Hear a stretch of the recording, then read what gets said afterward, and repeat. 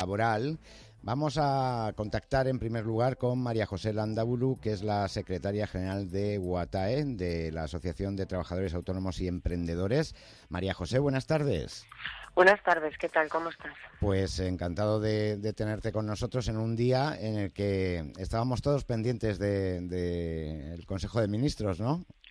Pues sí, yo estaba escuchando también la rueda de prensa y muy pendientes de las medidas que se puedan ir adoptando, claro. Es una Bueno, situación que nos afecta a todos. desde luego, pero yo creo que dentro de que nos afecta a todos, cuando hablamos sobre todo del ámbito laboral, que es Sí. la materia de nuestro programa, si hay un colectivo que verdaderamente va a sufrir las consecuencias del coronavirus, es el de autónomos y autónomas. Pues desde luego, bueno, nosotros al menos vamos a intentar que lo sufran lo menos posible en la medida en que también lo sufrirán otros ciudadanos y se van a adoptar medidas para paliarlo, pues que también los autónomos y autónomas estemos considerados desde ese punto de vista, ¿no? Y de hecho, además, yo creo que habéis sido la primera asociación que ya se reunió la semana pasada con el ministro de Seguridad Social para trasladarle una serie de propuestas y de iniciativas. Sí, lo hicimos la semana pasada y ayer mismo, en el día de ayer, el Ministerio se puso en contacto con nosotros también para que le aportáramos, para que le detalláramos cómo veíamos las medidas, cuáles nos parecían más urgentes y cómo adoptarlas.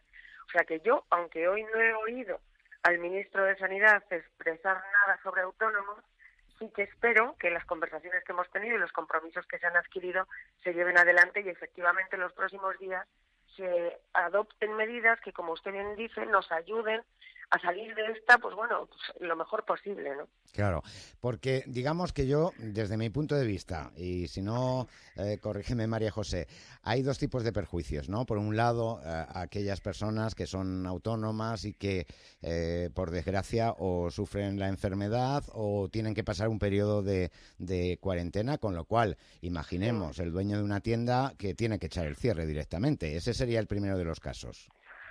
Bueno, fíjate, yo diría incluso que hay uno previo, ¿no? Que es la falta de información y de protocolos en lo que a muchas actividades se refiere. Nosotros hemos hablado mucho con la gente, con los taxistas, los hombres y las mujeres del taxi, que no saben muy bien qué hacer, ¿no? No estamos informados, no estamos teniendo protocolos, no sabemos muy bien qué hacer con los trabajadores. Es decir, lo primero de todo sería pensar que más allá de la empresa considerada como una gran entidad y los asalariados, pues hay un grupo ahí indeterminado, pero enorme, mayoritario de personas que en este momento también necesitan saber qué hacer. Los transportistas necesitan saber si cruzan las fronteras, si no las cruzan, qué fronteras cruzan y cuáles no, qué medidas de prevención propia adoptan, qué adoptan con respecto a sus clientes, a sus usuarios, a sus proveedores. Es decir, esta sería la primera de todas. Sí. Y efectivamente, como usted bien ha dicho, la segunda, claro, a partir de ahí se producen dos elementos. Uno personal, ¿qué pasa con ese comerciante, que es un ejemplo magnífico?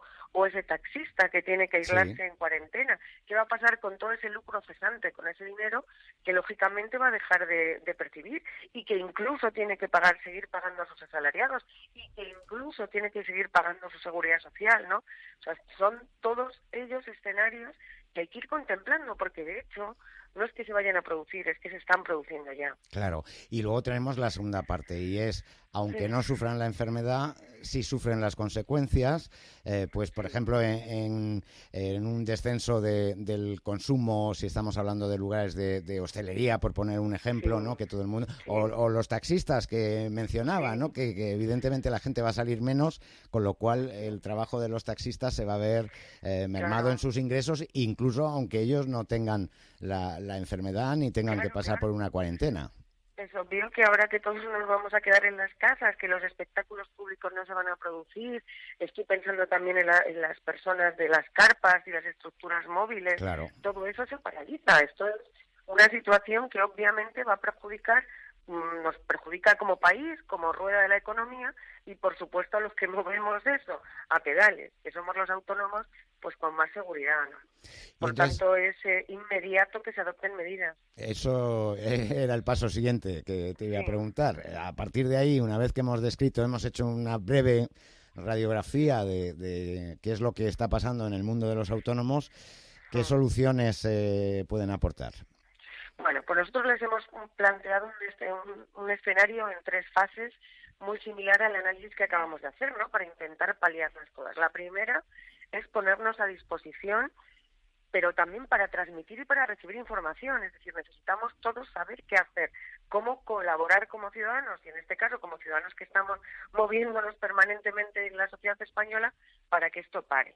En segundo lugar, primero, cuando una persona trabajadora autónoma se tiene que dar de baja o se tiene que aislar y poner en cuarentena como consecuencia del coronavirus, queremos que las consecuencias sean las mismas que para los asalariados, en términos de poder percibir la percepción como si estuvieran de baja por accidente de trabajo o enfermedad profesional.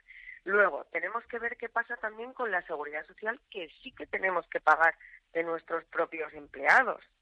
Y finalmente, como usted bien ha dicho, el lucro cesante. Bueno, quien tenga que cerrar una tienda durante un tiempo, es que es obvio que además la tiene que cerrar porque la tiene que cerrar, obviamente, claro, incluso como mecanismo para evitar la transmisión. Mira, esta mañana recibía una llamada también de la Asociación de Academias. ¿Qué hacen las academias?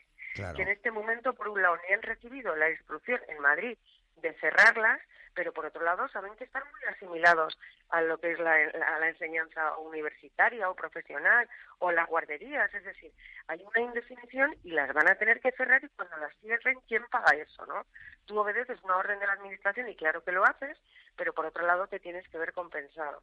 Y sobre todo, perdón un segundo, sí, solamente por agregar a lo que estás comentando, es que después la persona autónoma, la academia que citabas, tiene que pagar a los proveedores, es decir, que la luz consuma o no consuma la tiene que pagar, el teléfono lo tiene que pagar, el alquiler igualmente, ¿no? Las inversiones que haya hecho, mire, hablaba con un autónomo que, bueno, pues una persona que monta stands y estas cosas, y me comentaba que para un evento había hecho una inversión muy importante ya, había gastado más de 200.000 euros y ahora no lo iba a poder celebrar.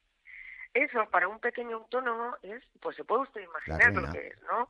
Claro, entonces todo esto hay que preverlo. Y entonces vamos con la tercera de las medidas que yo le quería comentar porque me parece importante. Esto es lo inmediato, pero hay que mirar el medio y el largo plazo. Esto es como un acelerón, como cuando uno va en un coche y frena de golpe, y ahí se producen daños que hay que prever para el futuro. Ya hemos oído que los organismos internacionales van a poner dinero a disposición y tal. Bueno, queremos que ese dinero fluya en la economía, que llegue a toda esta gente que va a tener que reconstruirse, porque va a tener pérdidas de muy difícil asunción, ni siquiera con un subsidio. Por tanto, hay que pensar en todo ese tejido empresarial pequeño, los autónomos, que vamos a necesitar liquidez cuando todo este drama pase, que pasará, naturalmente. Claro. Bueno, en definitiva, y la respuesta del Ministerio, ya que hablasteis ayer con ellos, ¿cuál fue? Pues que sí. Luego vamos a ver el que sí a todo, en qué se traduce, porque ya sabe usted que venimos escaldados, especialmente nosotros como colectivo, ¿no? Sí. Pero en la equiparación de las medidas con respecto a los asalariados, la respuesta fue inmediata, y en el planteamiento más estratégico de futuro, pues también, que obviamente había que considerar en ese, más allá del plan de choque, sino en la proyección de nuestra economía en los próximos años, lo que ha sucedido para tanto conceder créditos, aplazamientos de IVA, aplazamientos en la seguridad social, un montón de medidas que pueden parecer son menores para otros, pero que a mucha gente le va a poder significar seguir adelante o no. Y tanto. Bueno, pues seguiremos en contacto, María José Landaburu, secretaria general de UATAE, porque ya que hoy el Consejo de Ministros, por lo menos, digamos, en la rueda de prensa no se ha dicho nada, habrá que estar pendiente ahora del BOE, ¿no? A ver si nos dan alguna sorpresa agradable. Negro sobre blanco. Y si no, pues seguiremos en contacto para analizarlo. Seguiremos peleándolo y reclamándolo. Y muchísimas gracias por haceros eco y por estar ahí siempre. Un abrazo. Hasta la próxima. Hasta luego. Adiós. Gracias.